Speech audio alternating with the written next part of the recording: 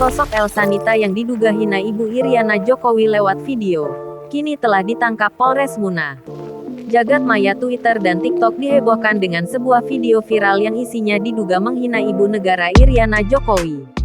Namun polisi bergerak cepat. Wanita bernama Elsanita diduga melakukan penghinaan terhadap Iriana, istri Presiden Jokowi, telah ditangkap aparat kepolisian Resor Polres Muna pada Sabtu, tanggal 23 Juli tahun 2022, malam di rumahnya.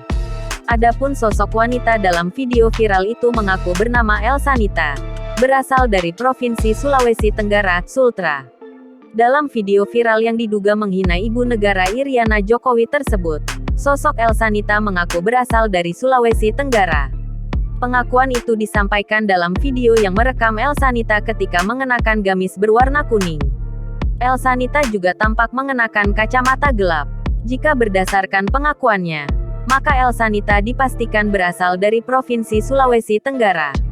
Pasalnya, 3 daerah yang disebutkannya, Raha, Muna, Kendri, berada di Provinsi Sultra.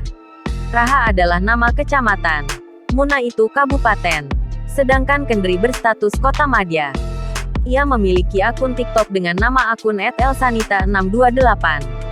Dalam akun TikTok tersebut ada satu video yang merekam pengakuan Elsanita. Ia mengatakan bahwa dirinya adalah warga kota Kendari, tetapi dinas di Kabupaten Muna.